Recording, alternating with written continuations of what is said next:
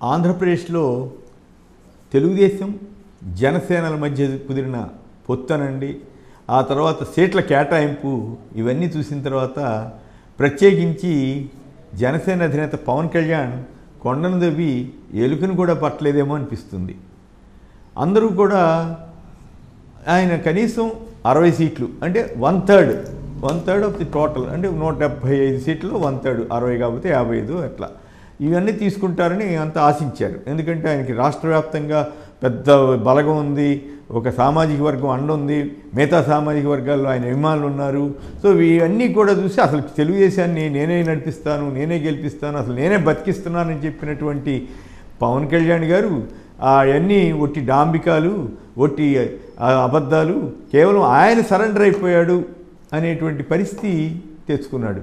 24 సీట్లు ఇదేంది విచిత్రం అంటే ఈ టీడీపీలో గతసారి గెలిచిన 23 సీట్లు గెలిస్తే ఈసారి ఇంకొక సీట్ అదనంగా ఇచ్చారనమాట.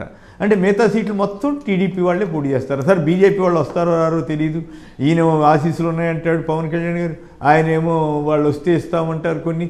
ఇవన్నీ కూడా చూస్తే నిజానికి మొత్తం ఈ ఎపిసోడ్లో పూర్తిగా పరువు పోగొట్టుకున్న ఆయన ఎవరంటే పవన్ కళ్యాణ్ గారు. ప్రత్యేకించి కాపు సామాజిక వర్గం ఆయన మీద ఎన్నో ఆశలు పెట్టుకుంది. సీఎం సీటు గురించి చాలా గట్టిగా ప్రయత్నిస్తాడు. సీఎం సీట్ షేరింగ్ అడుగుతారనుకుంటే అసలు అవసరమే లేకుండా కేవలం ఈ 24లో ఎన్ని గెలుస్తాడో తెలియని పరిస్థితి. యాక్చువల్గా ఆయనకి 10ో 12 ఇస్తామని టీడీపీ వాళ్ళు అన్నారు. ఆయన గతంలో కుక్క బిస్కెట్లు వేస్తే తీసుకుంటామా అన్నారు. మరి కుక్క బిస్కెట్లో గోల్డెన్ బిస్కెట్లో ఆయనే తేల్చుకోవాలి. 24తోటి ఆయన సీఎం అవుతాడా, ఇంకేమన్నా అవుతాడా? చివరికి ఈ రకంగా పవన్ కళ్యాణ్ అప్రతిష్ట పాలవుతాడని నేనైతే ఊహించలే. ఆయన గట్టిగా నిలబడతాడు. హరిరామజోగే లాంటి వాళ్ళు వీళ్ళందరూ కూడా 60 సీట్లను అడుగుతాడు, లేదా కనీసం 1/4 తీసుకున్నా, 1/3 కాకపోయినా 1/4 తీసుకున్నా. అంటే ఆయన అందరినీ కొంతమంది ఆయన్ని ఎందుకు అంటారో కానీ అది తెలియదు, కానీ పావలా అని ఇట్లా అంటుంటారు. అది నేను అటువంటి మాటలు నేను అన్న కానీ, బట్ ఆ రకంగా పావలా వంతు సీట్లు కూడా తీసుకోలేదని ఇప్పుడు అంబటి రాంబాబు గారు మిగతా వాళ్ళు ఇంకెవరెవరో ఎక్కిరిస్తున్నారు. దీనికి ఏం ఆయన దగ్గర సమాధానం లేదు. ఆయన చిత్తుకాయితం మీద రాసుకొచ్చాడు పేర్లు 4, 5 అది వేరే విషయం. సరే అయినప్పటికి కూడా ఆయన అంత అన్ప్రిపేర్డ్గా ఉండి పూర్తిగా సరెండర్ అయిపోయినట్లుగా చంద్రబాబు గారి పట్ల అంత విశ్వాసం ఎందుకు కనపరుస్తున్నారో నాకు తెలియదు. అది ప్యాకేజ్ అంటారు కొందరు, లేదు ఇంకేవో కారణాలు అంటారు, తనొక్కడన్నా గెలిస్తే చాలు అన్నట్లుగా కొందరు అంటారు. ఇప్పుడు తాజాగా ఆయన సోదరుడు నాగబాబు గారిని అనకాపల్లి నుంచి ఎంపీగా పోటీ చేయించడం కోసం కొనతాల రామకృష్ణ గారు నిన్నగాక మొన్న పార్టీలోకి వచ్చిన వెంటనే ఆయనకి సీట్ ఇచ్చారు. ఇస్తే ఇవ్వచ్చు, అట్లా ఇవ్వకూడదని అంటలేదు కానీ, బట్ ఆల్రెడీ అక్కడ ఉన్నటువంటి జనసేన క్యాండిడేటు, జనసేన అభ్యర్థి వాళ్ళందరూ కూడా ఈయన స్వార్థంతో తన అన్న కోసం ఆయన్ని అక్కడ లోకల్ క్యాండిడేట్ని బలి చేసి కొనతాల రామకృష్ణ గారు ఎంపీ సీటుకి పోటీ రాకుండా ఉండడం కోసమే చేసినట్లుగా అనిపిస్తుంది. అలాగే మిగతా చోట్ల జగ్గంపేట, నెల్లిమర్ల, ఇంకా కొన్ని జగ్గంపేట తర్వాత మరి కొన్ని చోట్ల వాళ్ళు జనసేన లీడర్లు వాపోతున్న తీరు, చివరికి ఆయన ఎవరో అన్నాడు, రబ్బర్ చెప్పులు వేసుకున్న వాళ్ళకి మాకు ఎందుకు ఇస్తారు, ఈయనేదో సామాన్యులను ఉద్ధరిస్తారనుకున్నాం పవన్ కళ్యాణ్, కానీ ఇట్లా ఇంత ఘోరంగా మోసం చేశాడు అన్నట్లుగా వాళ్ళు మాట్లాడుతున్న తీరు చూస్తే కాపు వర్గానికి కళ్ళు తెరిపించినట్లయిందేమో అని వ్యాఖ్యలు కరెక్టేనేమో అనిపిస్తూ ఉంది. హరిరామజోగి గారు ఇప్పుడు చాలా నైరాశ్యంలో పడిపోయి ఉంటారు. ఆయన ఆశ ఎప్పటికీ నెరవేర్చని విధంగా, పైగా నెరవేర్చకపోయారు. మొత్తం ఇక వాళ్ళ ఆశల మీద సమాధి కట్టినట్లుగా పవన్ కళ్యాణ్ వ్యవహరించారనేటువంటి అభిప్రాయానికి తావిచ్చారు.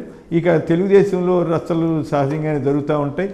టికెట్లు రాని వాళ్ళు, ఉదాహరణ కళ్యాణదుర్గం లాంటి చోట్ల హనుమంతరాయ చౌదరి ఎక్స్ఎమ్మెల్యే వర్గం మొత్తం చంద్రబాబు గారి ఫ్లెక్సీలు దించేయటం, మరికొన్ని చోట్ల కూడా అలాగే చంద్రబాబు గారి ఫోటోలు తీసేయటం, ఇవన్నీ జరిగినాయి. సరే రాజకీయాల్లో కొన్ని ఇటువంటివి జరిగినప్పటికీ కూడా ఓవరాల్గా చంద్రబాబు గారి జనసేన పవన్ కళ్యాణ్ల కలయిక వల్ల వాళ్ళకి ఇప్పుడు మేలు జరుగుతుందా కీడు జరుగుతుందా అంటే బహుశా వాళ్ళకి మేలైతే జరిగే అవకాశం కనపడటం లేదు. కొందరు అంచనా ప్రకారం దీంట్లో చాలా సీట్లు అంటే చాలా తక్కువ సీట్లు మాత్రమే వీళ్ళు గెలవగలుగుతారనేటువంటి అభిప్రాయం కూడా ఉంది. పైగా వీటిల్లో చంద్రబాబు గారు తాను గెలవలేననుకున్న సీట్లలోనే ఎక్కువ జనసేనకి ఇచ్చారని కూడా ఒక అభిప్రాయం ఉంది. సో మొత్తం మీద చూస్తే పవన్ కళ్యాణ్ గారు కేవలం జగన్ గారిపై ఉన్న ద్వేషంతో చంద్రబాబు గారికి లొంగిపోయి మొత్తం తన జన సైనికులను కూడా మొత్తం అందరినీ తాకట్టు పెట్టేశారనే విమర్శకైతే ఆస్కారం ఇచ్చారు. సో ఉభయ గోదావరి జిల్లాలో, ప్రత్యేకించి ఉభయ గోదావరి విశాఖ జిల్లాలో ఉన్న కాపు సామాజిక వర్గం ఓటర్లు కానీ, ఆయన అభిమానులు కానీ, వాళ్ళందరూ కూడా ఒక్కసారిగా డల్ అయిపోయినటువంటి పరిస్థితి మనకు కనపడతా ఉంది. సో పవన్ కళ్యాణ్ గారు ఇది ఆయన ఎందుకు పార్టీ పెట్టాడంటే కేవలం చంద్రబాబు గారిని మోయటానికి, టీడీపీని మోయటానికి మాత్రమే అన్నట్లుగా ఉంది. అందుకే సజ్జల రామకృష్ణారెడ్డి గారు అన్నట్లు ఈయన ఆ పార్టీ ఉపాధ్యక్షుడిగా చేరిపోయి తెలుగుదేశం కిందే సరెండర్ అయిపోయి లేదా విలీనం చేసేసి పోటీ చేస్తే సరిపోతుందేమో అనిపిస్తుంది. బీజేపీకి ఏం చేస్తుందనే తెలియదు. బీజేపీకి ఎవరో ఏం సీట్లు ఇస్తారో తెలియదు. బీజేపీ వాళ్ళు ఈ 118 సీట్లలో ఏదైనా ఆశిస్తే అప్పుడేమవుతుందో తెలియదు. అసలు బీజేపీతో పొత్తుంటుందో లేదో తెలియదు. సో ఈ రకంగా గందరగోళంగానే ఈ కూటమి పయనిస్తూ ఉంది. బీజేపీ కోసం అంత అరులు దాచి బతిమలాడుతున్నారంటేనే వాళ్ళ బలహీనత అర్థమవుతుంది. సో మొత్తం మీద చంద్రబాబు గారి కంటే కూడా పవన్ కళ్యాణ్ గారు ఎక్కువగా అప్రతిష్ట పాలయ్యారని చెప్పవచ్చు.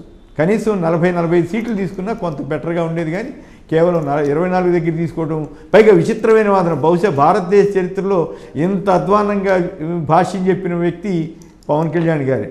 3 ఎంపీ సీట్లు ఇచ్చారంట, 3 ఏళ్ళు 21 సీట్లు, 21 యాడ్ చేసుకోవాలంట. ఎవడని చెప్తాడండి ఇట్లాంటి పిచ్చి లెక్కలు?